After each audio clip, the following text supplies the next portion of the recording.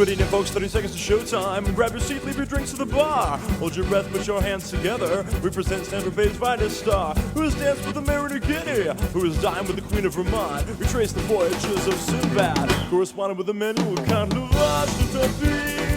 C'est pas la même chose que la vache qui rit. La vache est pas mon ami. And hello, my name is Jeff with the G, and welcome to the G Spot. And the person right next to me is the inimitable and wonderful Reverend Tommy Gunn. How you doing, Tommy? I am doing great. Mahalo. Good to see you, my friend. Ooh, that doesn't look like your regular whiskey. That looks special. Oh, I'm having a little devil in the morning. So I had to research some, because I knew we were doing the show, and I was going, all right, cool, tiki drinks. I got to make a tiki drink. And you know me and my love of whiskey, so I had to track down some whiskey cocktails. Don't get me wrong, I love a good rum too, a rum drink. But I got to keep on brand, sort of, so to speak, because whiskey. Absolutely. So I came across this recipe for the Devil in the Morning, and it is actually really lovely. This will be coming into my rotation for types of drinks going forward. Absolutely. Now, that's what's really great about it, is being able to find the specialty drinks. You know, there's been several with tequila and stuff that I've used that I really, as I've been exploring these sorts of things that I've been enjoying. I'm on a painkiller myself. An umbrella isn't the usual garnish, but I decided to go. It was festive. I felt festive. That's fair. Yeah. Unfortunately, I thought about tracking down some cool, fun, sort of glassware and things like that, but nothing I was really happy with, especially at the timeline when I went, oh yeah, well, no, to be fair, we talked about doing this weeks ago, but even still, I basically went all right, cool, we're doing that in a couple of weeks. I didn't think about it until, other than go, oh yeah, we're doing this in like 3 days. Phoenix Fire is on the chat right now, all the way from Canada, who says, says hello to you and I. So hello, Phoenix.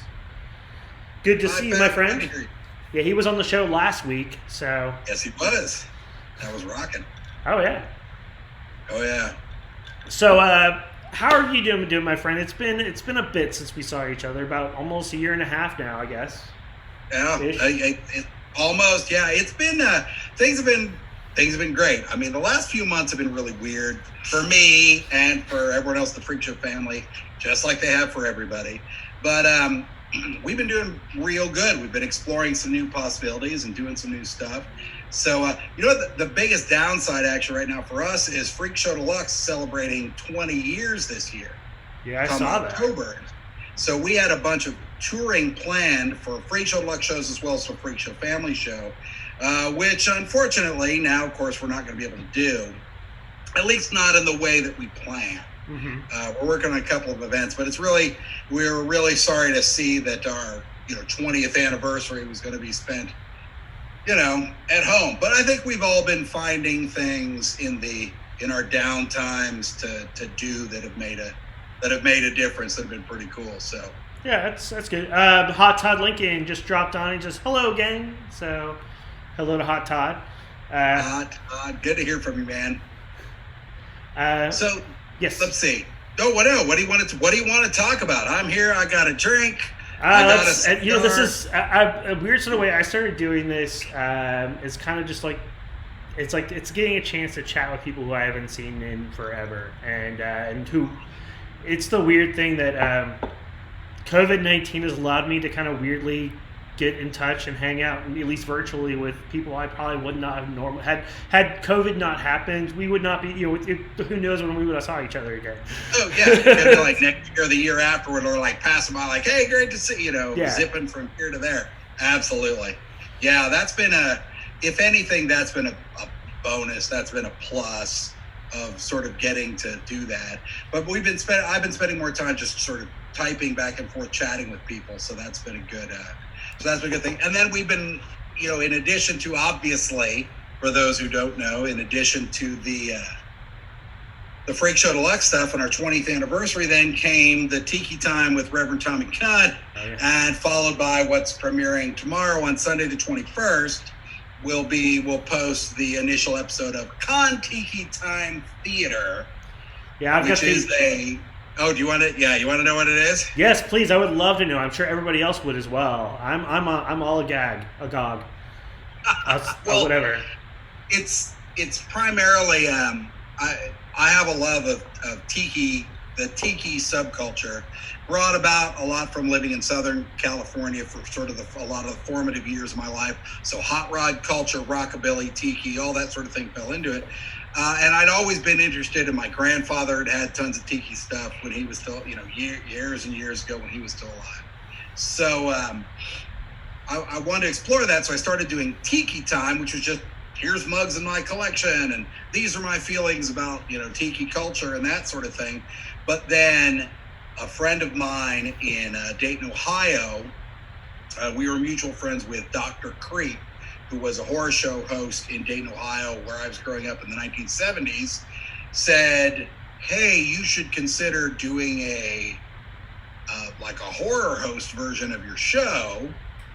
And I was like, that's a great idea. That's actually a really great idea. So so we're going to launch it. So the Kon-Tiki Theater was the world's only Polynesian tiki-themed movie theater, and it was in Dayton, Ohio on Salem Avenue. It opened in 1968. It was closed in like the mid-'80s and became, was sold to another movie company, and then was torn down, I think, in like 2005. But I mean, lava rock walls on the inside. They had giant conch shell sinks in the bathroom, and lit up tikis all around the outside. It was really awesome. So this is my homage to that, and I'll be launching that. Let's said that first episode. I had a little it was supposed to launch today, but I had some technical difficulties. I spilled my coffee all over the first computer. I had to go buy another computer and log in. Of course. Oh yeah. Well, yeah. It works out well in a weird way because you're here talking to me now, so we can kind of help to get more people. So look, it helps for promotion. So there we go. It helps promotion-wise. That's why it didn't work out, because you need to come on and talk to more people about it to make sure you get those eyes and ears and stuff like that. I mean, I was going to watch it anyways because I also love weird, cheesy, old school cheesy stuff. Like, I've actually been thinking about trying to find a way to do something similar with like old noir films. I just got to find out the right way to broadcast it. So yeah, I know I love like. Oh, absolutely, yeah. Absolutely. That I think the hardest part is figuring out like the best way to broadcast it. We're gonna do it. Kon-Tiki Time actually created a channel on YouTube for it, separate from the Freak. We've sort of been posting stuff in with Freakshow Deluxe, but we're gonna separate it into its own channel. But it's still a Freakshow Deluxe production. No, I understand. And finding the films, that's a tough. Well, it's all about the broadcast rights and certain ways to do it. There's a couple of websites that allow you to do kind of like live showings and do stuff like that way, which I'm looking into. And I actually have like a handful of like really good classic noir films I want to broadcast and do like the whole like Turner Classic Movies style of it. Mm-hmm. Not so much like lampooning it, but go, all right, here's some weird facts, because I went to school for theater and film and I've always loved noir. So. Me too. It's a great. So I'll let you know when it comes around, and you'll come. We'll time it out so you can come watch noir with me. So because it'll be live watching, like a live watch party. So. Oh, that's cool. Yeah. Right on. Yeah. a friend of mine named Nick Phobia. He came on and goes, "Hey Jeff, hey Nick Phobia, good to meet you. This is my good friend right here, the Reverend Tommy Gunn, who I met, I guess 2.5-3 years ago at the Bayou City Burlesque Festival that Kiki Maroon was hosting." Correct. That was a very interesting show you did that year. Well, thank you very much. Yeah, there's, I think for a lot of, primarily I work as a producer, right? Freakshow Deluxe, my company, Freakshow Deluxe, has a wide reach of thing. We try to hire a lot of performers and stuff. But as a performer, I like to go and, I like to perform. Yeah. And so so it was really great to go out and hang out with Kiki. And Kiki Maroon and I had sort of spoken here and there a little bit online, but had never really met in person. So that was a great thing. Of course, we still chat we still chat pretty regularly. So, but that was a great show, man. I'm really glad you were there. It was, and that's one of those ones, I think one of the hardest parts of Sideshow is the audience isn't sure if it's really a magic trick or not. Yeah. When you get other people on your stage and you see their faces and like, oh no, this is really happening. Oh no, yeah. Interesting story, which I don't know if I told you this, but that show was like the first big show I went to go see after my wife died. That was the first big thing I ever did, because she had died the previous March. Right. And so I had some friends of mine. They go, "No, you're going to come out and do this thing." I go, "Ah." They go, "Nope, we already got you tickets. You're going to go." I go, "All right, fine." and that's when I met you. I had a great time. And it was a great experience, and that was like my first foray of getting back into the thing, and then that's kind of got me interested in getting into the whole sideshow bit of it. I mean, I know burlesque people and clowning stuff for a bit, but like sideshow I didn't see anything for like 20 some odd years. I saw the old original like Jim Rose stuff back with Lollapalooza days, but nothing until like you. And then when I went to the following year, when I went out to the Hootenanny, when I met you again.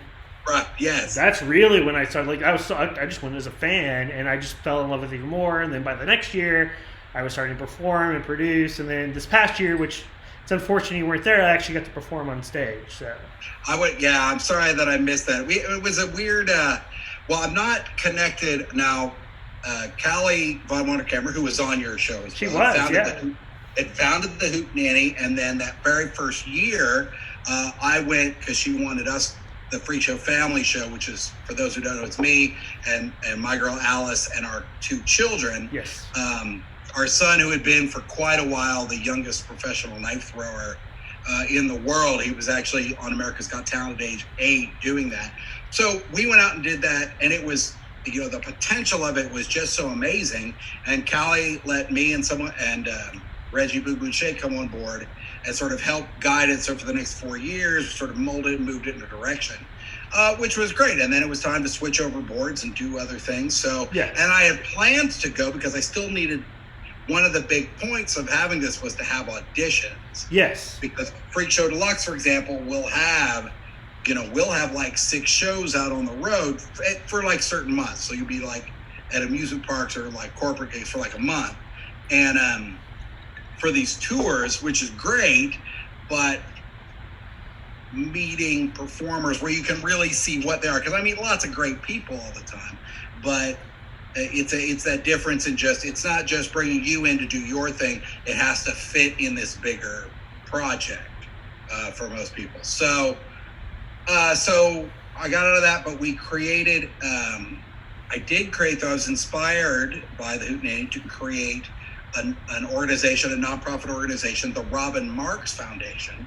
Yes. Which then AJ became president. We had our first. It was created on May 1st, which is all clowns' birthday. And if you're 1st of May, you're on the road for the first time. So we created it then and got everything set, got our nonprofit status and all that, and had our event last November. And it went really great. I mean, it was just a really tight-knit group of people, and we just had and it wasn't so much about performing and stuff as just everyone getting to hang out and chat. Yes. Which was phenomenal. And then we've been doing some fundraising because, of course, in this time of when everything's sort of going downhill, a lot of performers are stuck without. So we've been doing fundraising to get money for them. So that's my big Robin Marks Foundation thing. AJ is sort of the president, and then 3 companies, which was Freakshow Deluxe, Tinderbox Circus Sideshow, and then Naughty Bit Sideshow, which is Gwyd and Silver up in Michigan. Yeah. We all helped sort of bring it together and create it and get it rolling, and now it'll pick up steam. It's been going great. We were really happy to raise the money that we did this year, so we're about to award those monies out to people who really deserve it, and then I'm mixing tiki drinks. I've been doing some real exploration of mixing tiki drinks and stuff, and doing stuff with the kids.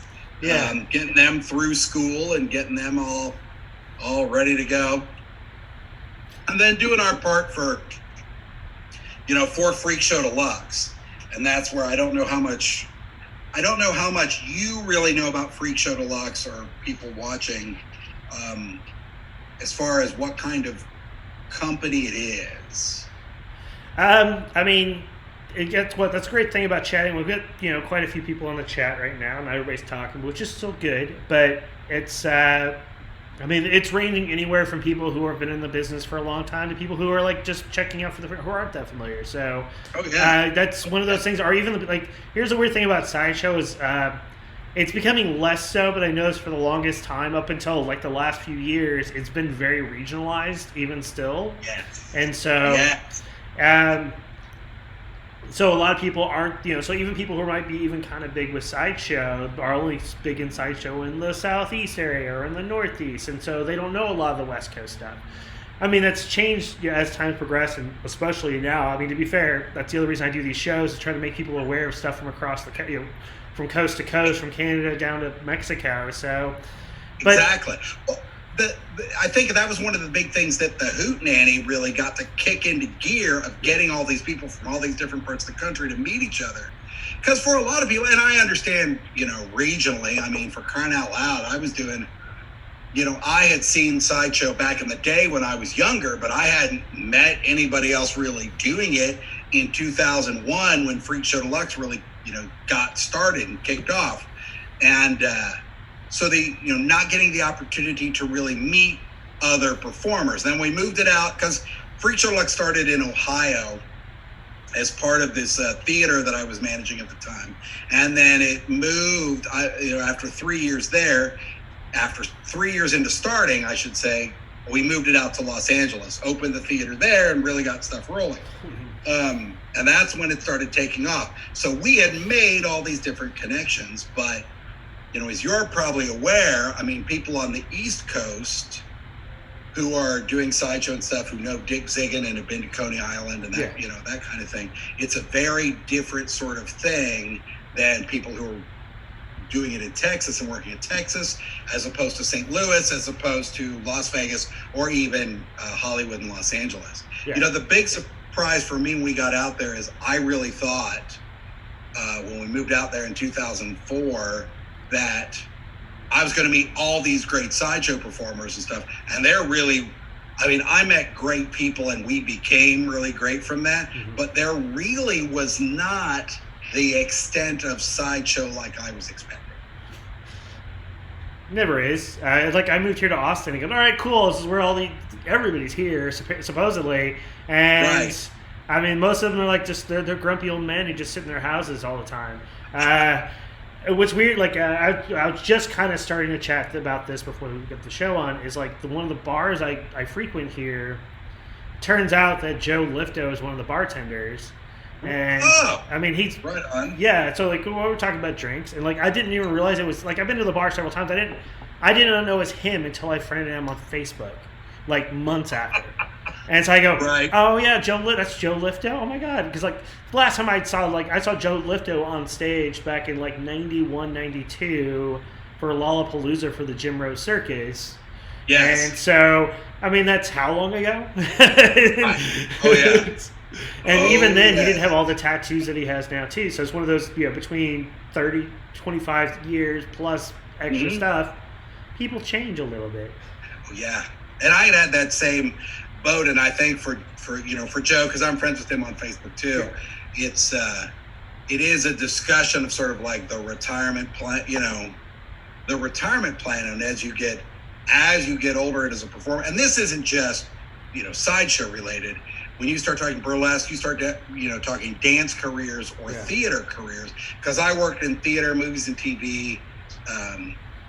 Never getting famous or anything, but working solidly, and it was a very different experience from what I was told it would be in college or high school or college, and very different from how things are portrayed in movie and TV. And I think that is the hurt, for me as a producer.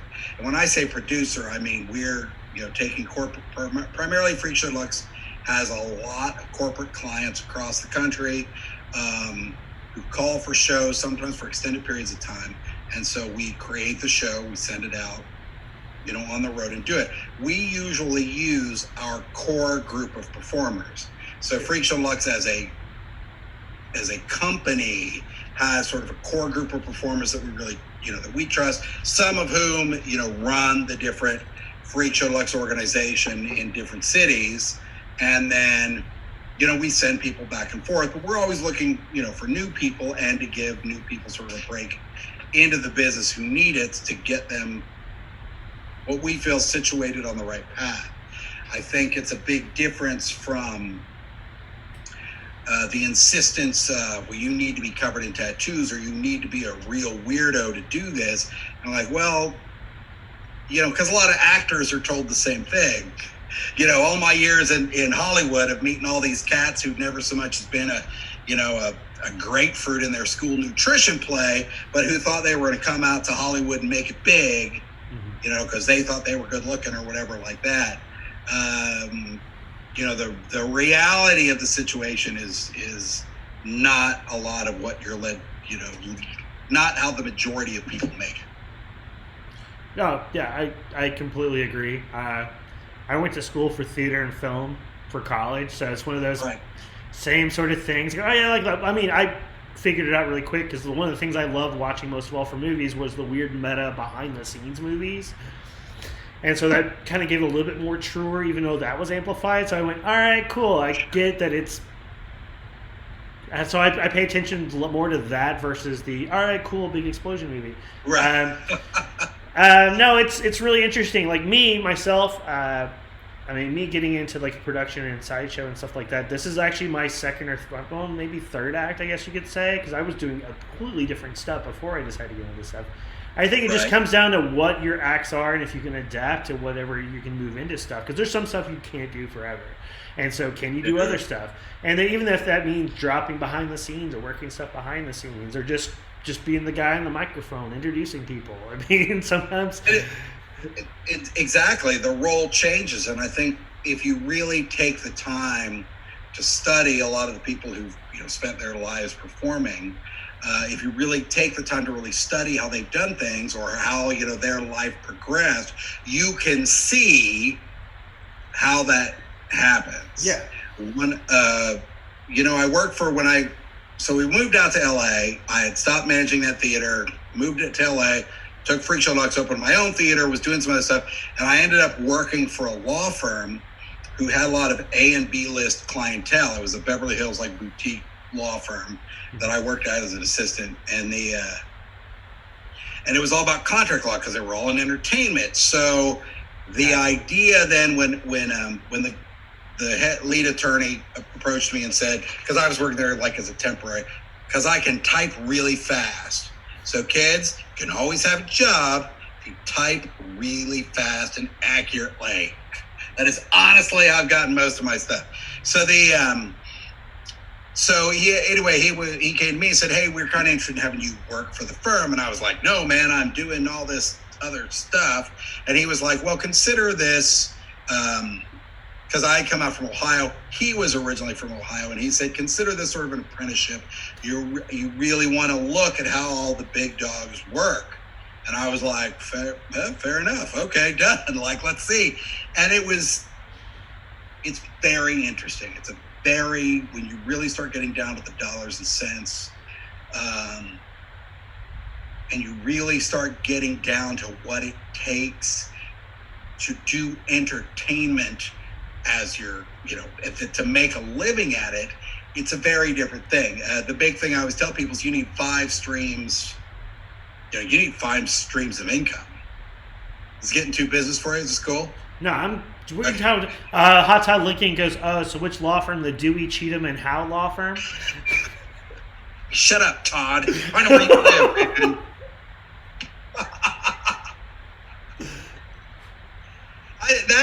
One time somebody had posted, all right, I'm going to come back to that thing, but somebody had posted one time what other jobs have people worked? And somebody was like, I've only ever done sideshow. And I'm like, I don't ever want to hire you. That means you're useless to do anything anything else. I mean, I worked as an accountant. I worked in this law firm. I did mutual funds and stuff when I was younger. That helped me get through college. And was producing and doing all these things, at the same time. So it took years to be able to switch over to doing it full time. But the whole 5 streams of income thing is you need 5 avenues of revenue that are coming in on a regular basis. Yeah. And that's the only way, and that's really the only way you're going to survive. They don't all need to be completely different. They can be related, whatever the case may be. But at our firm, that was one of the things not me, obviously, but the head lawyers talked to this guy, like, you know, you need to invest in a liquor line. You know, you need to invest in, you know, doing some other things. You know, yeah, entertainment's great, but can you do a record too? Because if you get a couple records under, you know, that could be some royalties like years down the road. So it's a lot of it, and it's tough, and it's a fine line, because all the time we would run into somebody who thought they were worth more than they were, and it's like, yeah, man, you're really good, but yeah, you only fit maybe this niche thing or something. We had a guy one time, I only can tell you like any just the bare bones details, but they wanted this movie wanted to use a poster of him, like when he was a teen heartthrob, whatever, in the 80s, put it on the wall, and he wanted just an outrageous amount of money for it. And the deal was, they're just like, no, it's not worth it. You know, it's not, I mean, to get it in this, to get your thing back up in this movie might kick you some more dollars. People like, oh yeah, that's cool, or cause a resurgence of stuff or whatever. But if you're just gonna like want some ridiculous amount, then we're just not gonna use it. And then you lose out all that opportunity. And I can understand why, you know, some people may be like, why do I have to audition? Like, don't you know who I am? No one in Sideshow, FYI, everyone in Sideshow has to audition. No one knows who you are. I'm sorry. No, it's fair. Yeah.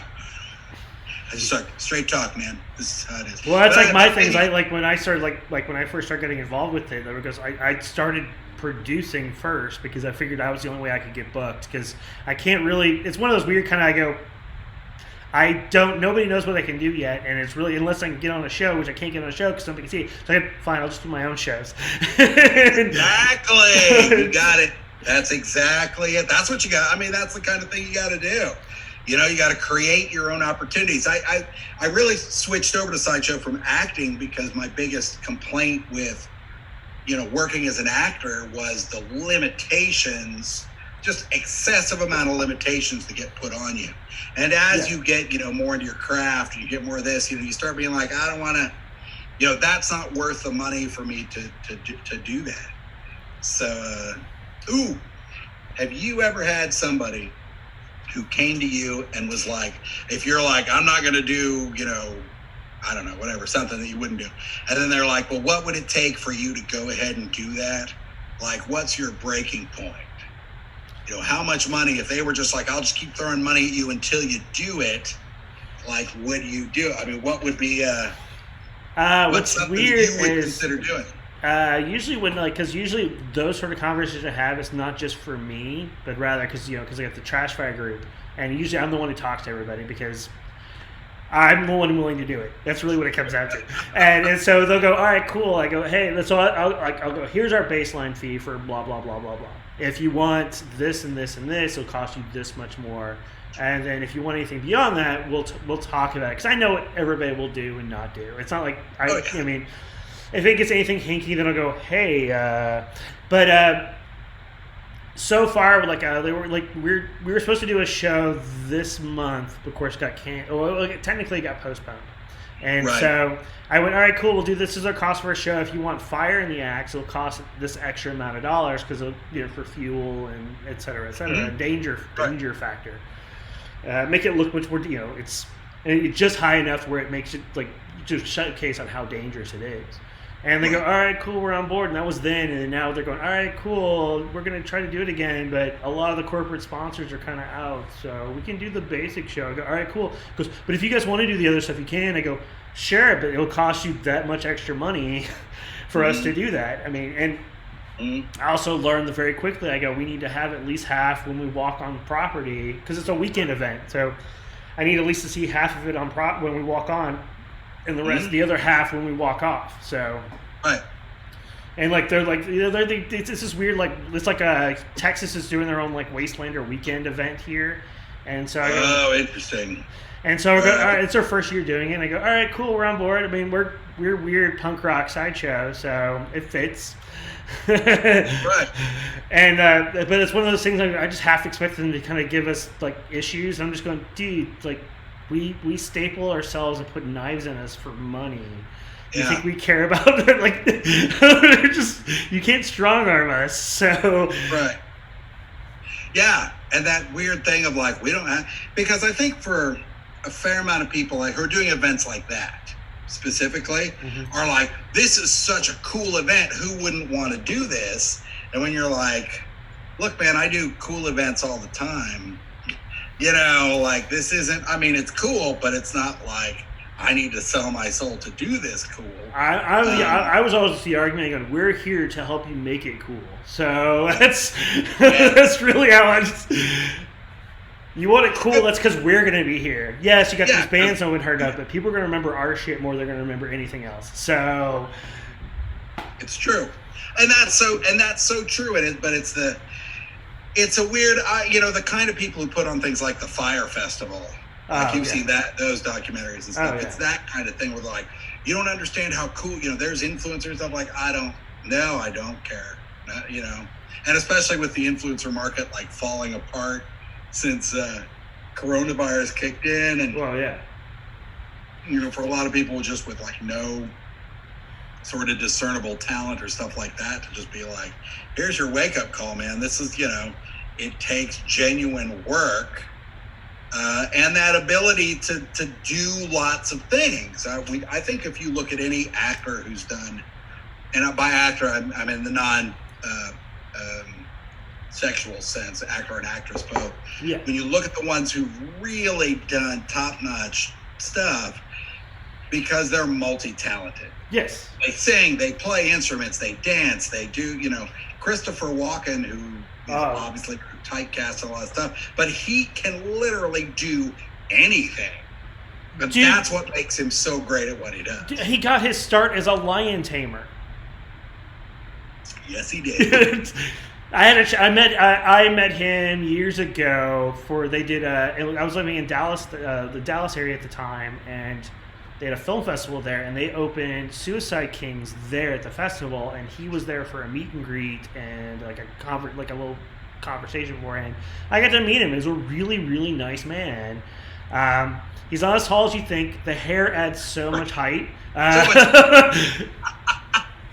But he was really, really nice. And so, but it's one of those things he's one of my favorite actors of all time, and I've loved him for everything. He can be a shitty movie, but when he's on screen, you love when he's on screen.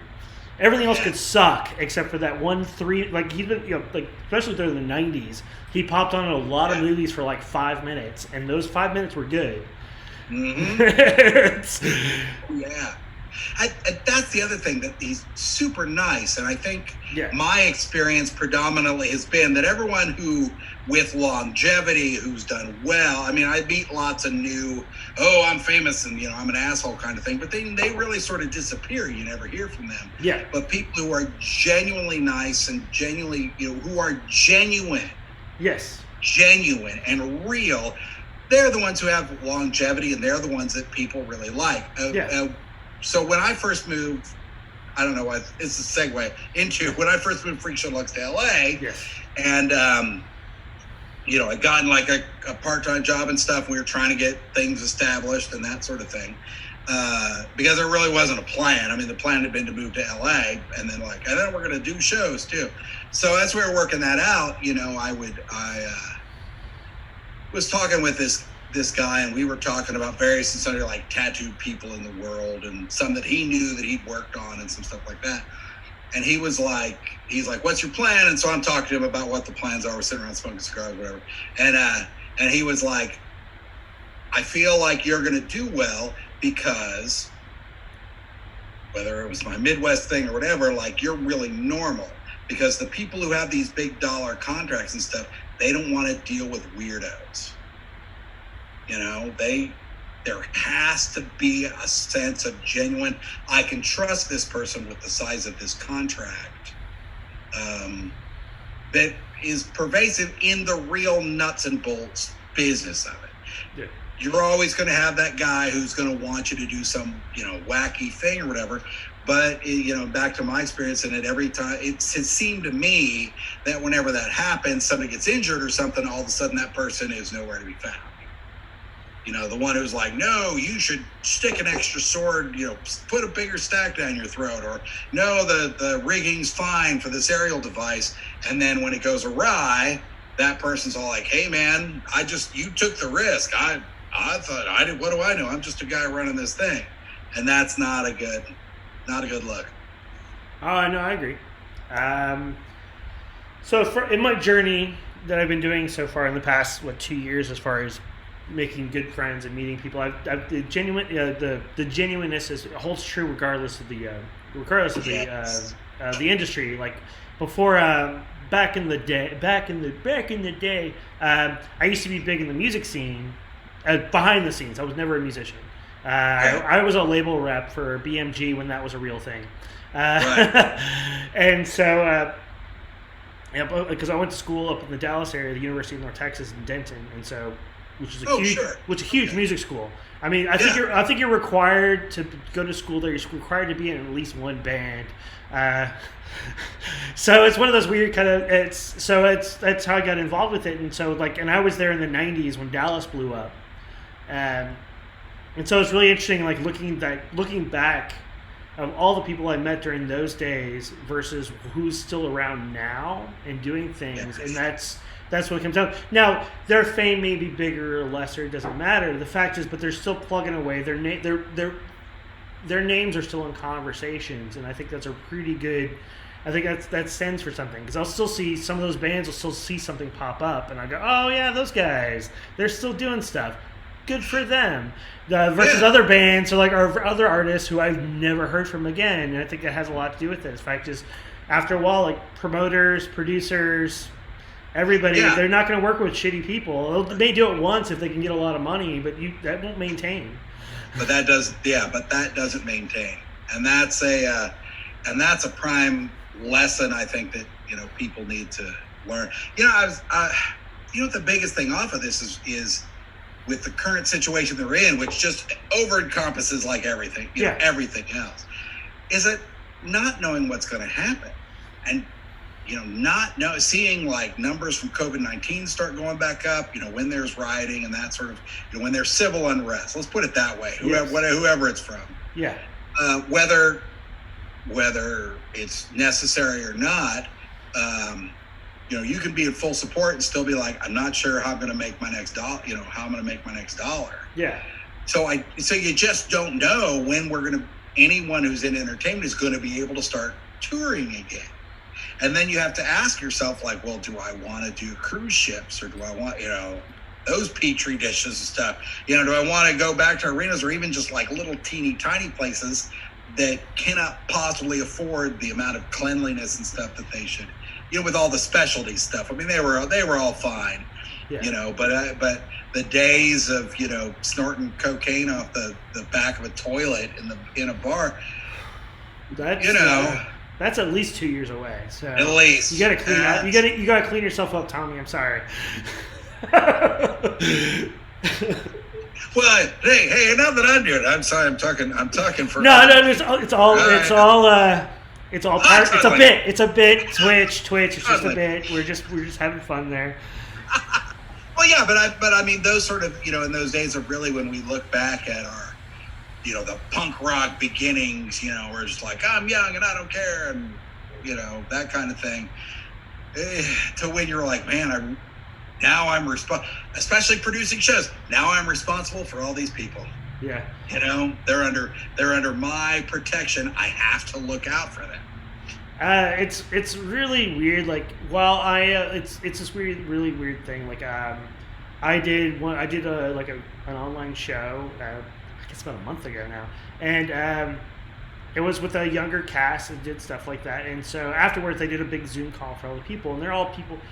Most of them are 25 and younger, and I'm just going. I joined in. I go, all right, cool. I was in the show. I'm gonna be part of the thing for a bit, and then I went. Well, technically, it's true. I've only been in the industry for this long, but it's one of those things I'm going. But I've also been in other industries which are very similar. So in a lot of ways, I'm going. It's just so after a while, I go, and then somebody goes, "Hey, we're doing a thing over this other thing." I go, "All right, cool. Gotta go, guys. I can't hang with the young kids because." Yeah.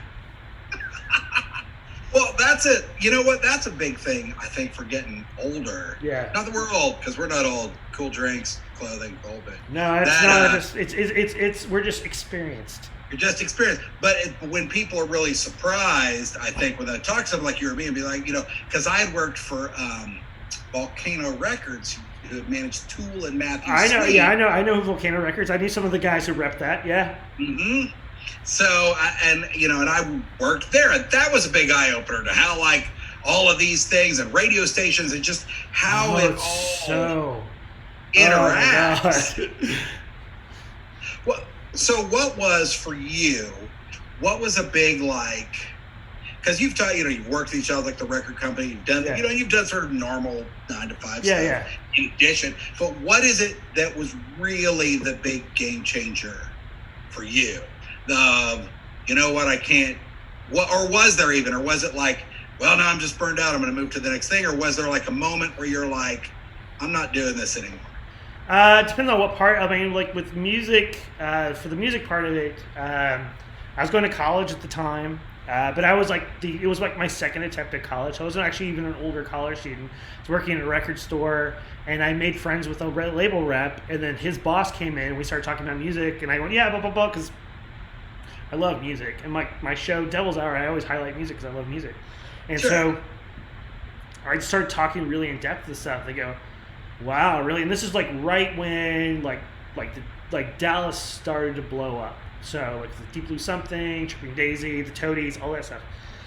And I got to know a lot of those guys too, because working in a hip college record store.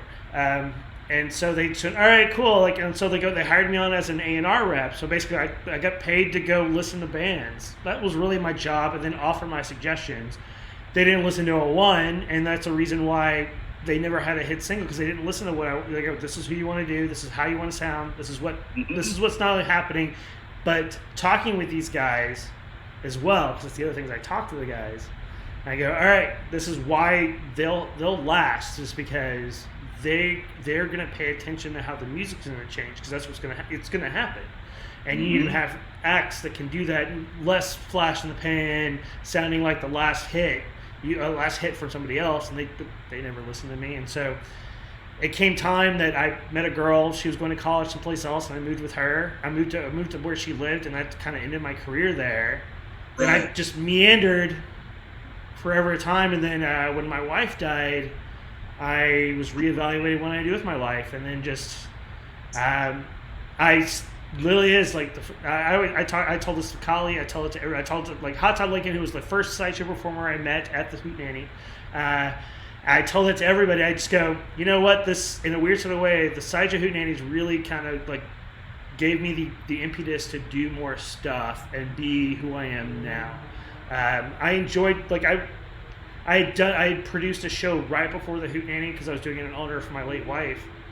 Right. And then like 2 weeks later, I came to the Hootenanny, and I went, you know what, I kind of want to do this, and can I keep doing this? And I fell in love with the history, and so I studied the history of it and all this other stuff, and I just went, and I did one more. I did an additional show to make sure it was worthwhile, and like Gigi Deluxe came to town for her first time touring to Texas. I know, I love Gigi. Like I have a tattoo by her, and yeah, that's awesome. Look at that. Yeah, beautiful. I already told her she can do the rest of my arm, and she goes, really? I go, yeah, whatever you want to do. I just, like, the theme of stuff I want, like the whole, like, she has like the little shrunken head. I got it from somebody else. I got like a little mousetrap that says Sideshow Life on there, because that's really what it is. I go, just put like voodoo and Sideshow on this arm. You can make it however you want. And she goes, all right, whenever we can open up and do stuff, you can come to town. I go, yeah, you will. Yeah, I will.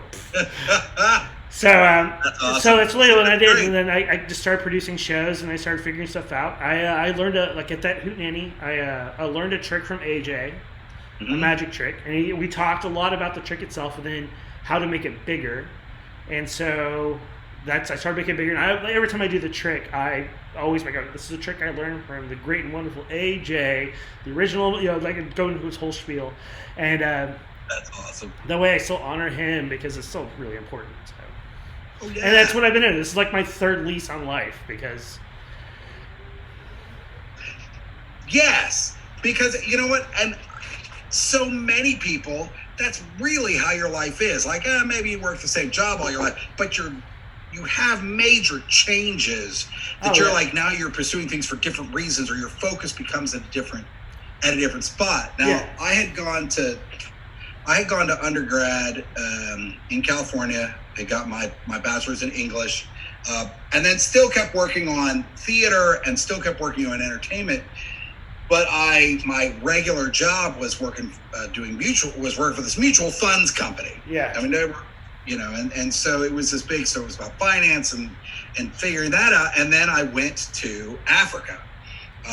My parents were in Senegal, Africa for a time, so I went and stayed with them and sort of, lived in Africa. Got adopted by a village.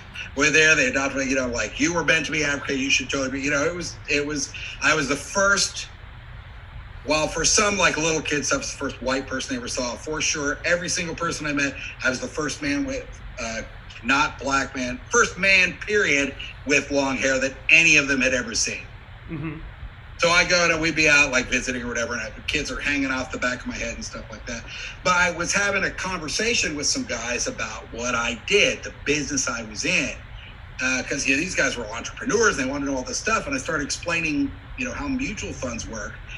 To get in the whole thing, if they were like, hey, to even get into it, but it was the whole realization it's all garbage. It's all just a bunch of numbers. It's all just made up of how much it's worth or whatever like this. These guys are like, so you own part of it. So if your mutual fund has stock in a shoe company, yes. So I need a pair of shoes. I can go to that company and say, hey, I own part of this company. I need a pair of shoes. Like, well, no, it doesn't work that. You're giving them money. So so they go, okay, but I could go to the store and be like, I need a job to buy a pair of shoes. So how about, and I own part of this company. I'm like, well, no, it's not really like that. I'm like, well, who decides how much it's worth? And all this, I'm like, you're right. It's all hot garbage. Hot garbage. So after that, I came back. I got into some other stuff. I was doing accounting and stuff after that. Before I started, and then started working more as a professional actor and performer, before going in like the regional series and stuff like, the regional theaters and stuff like that. So, but that was the big change of like, this is all just crap. I've been living this life for like 8 years now for no reason, for nothing. I can't even get a pair of shoes. Like, that was kind of my, thing. I know it's like a super simplified version of stuff, but no, it's it really was like, oh yeah, what does it matter? Yeah. At the end of the day, you should always eat the garnish. There you go. That's why actually I invested directly into a company. It's like multiple streams. I invested directly into a company versus doing a mutual fund. And at the very least, I get free whiskey, so that's always good. At the very minimum, so no complaints there. Yeah, I've done some investment, like some beer companies and stuff. Yeah. Well, it's a small.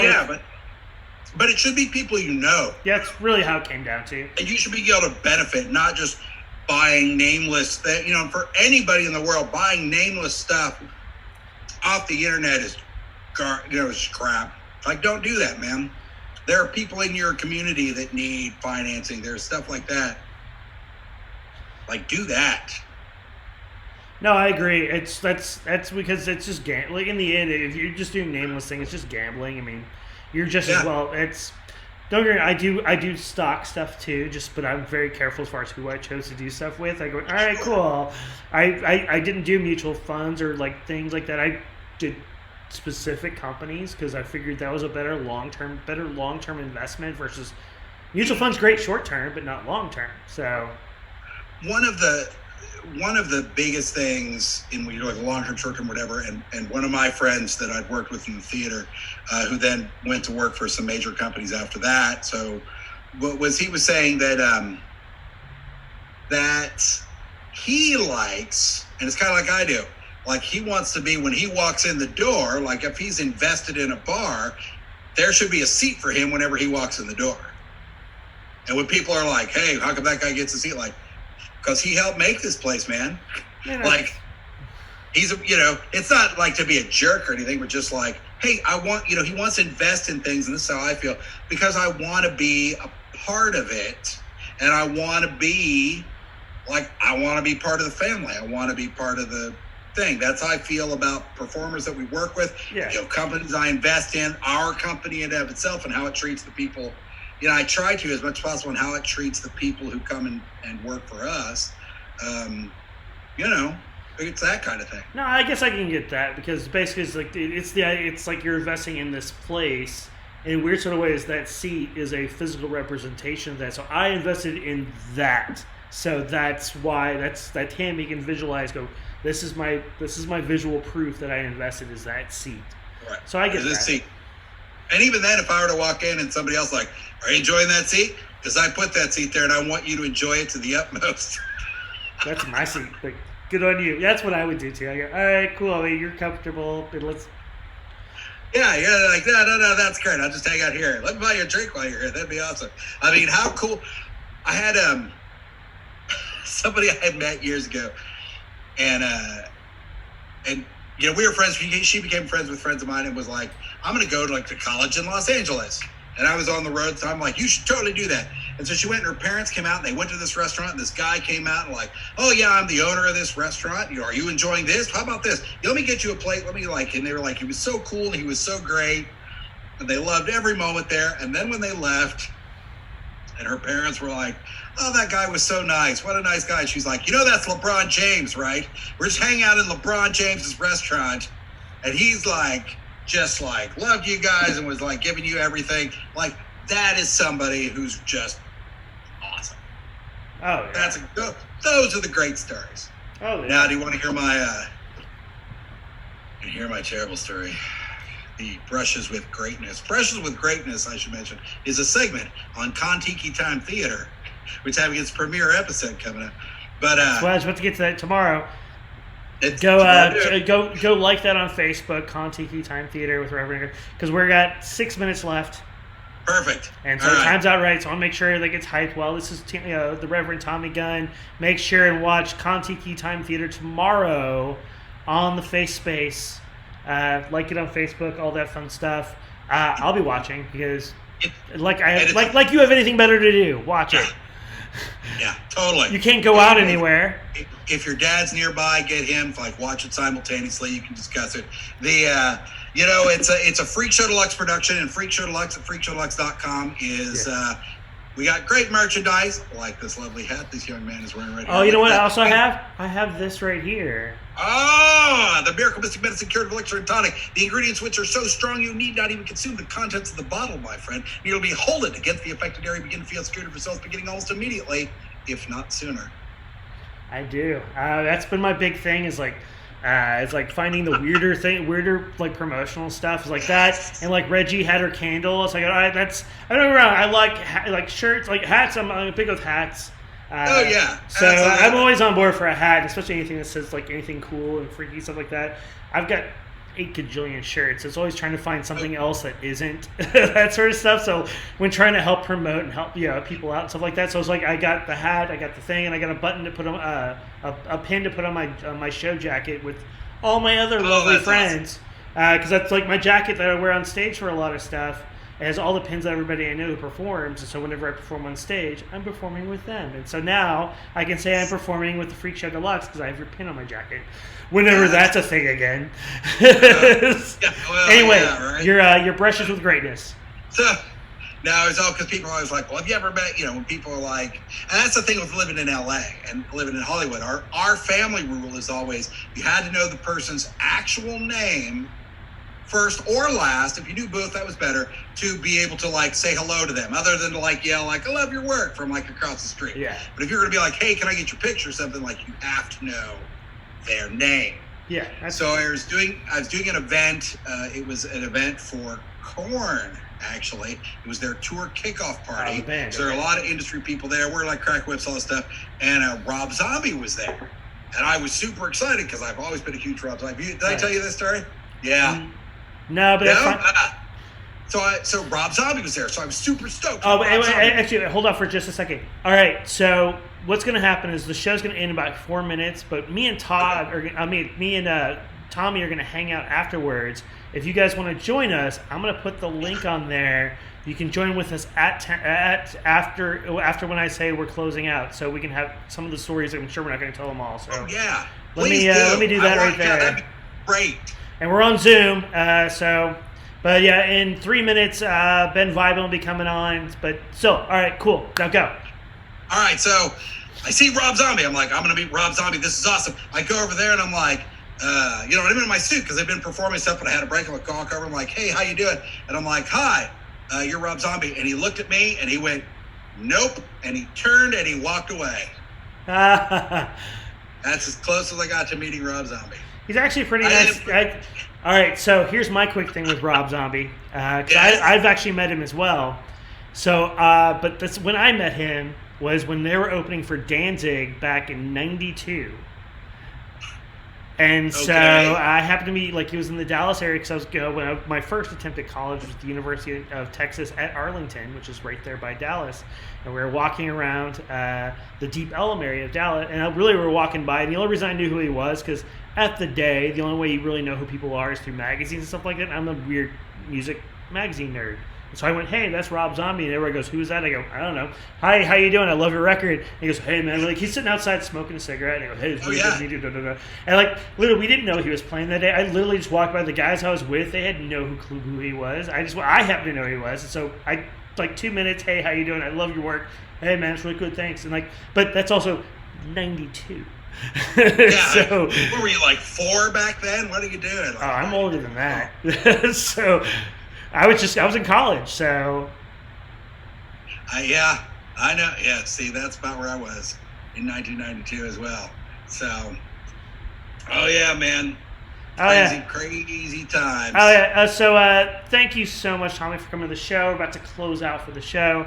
Anytime. Of course, yeah. So yeah, tomorrow, we're gonna watch the Kon-Tiki Time Theater, which is gonna broadcast tomorrow afternoon. Is that correct?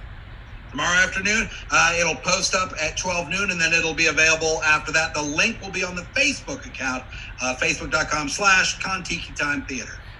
Please check it out. I will plan on watching it as well once it becomes live. The link becomes live. I'll even go so far as that I will state to whom watching and stuff like that. I'll state when I'm going to start watching it, and so if we want to do a live tweeting back and forth while watching it, we can do that maybe. I don't know. We'll figure it out. I can't wait to do so. Thank you so much, Tommy, for being part of the show. On Wednesday we got the Devil's Hour coming back. We're going to have some really great, amazing acts. We're going to have the really awesome band called The Sufferers. Martika, the one-woman stunt show, is going to be part of the show. Curse Mackey, who's an amazing industrial performer. And then last but not least, we got the amazing Amy, who's out of New York, who's she's 70 years old and is this amazing performer who does weird acrobat weird yoga shit, contortion stuff. She's amazing, and so we're gonna bring her on board, and we're gonna have a really great show. And then next week on the Devil's Hour, we got the Monsters of Schlock. Good guys. I know they're amazing guys. So you guys have a great night.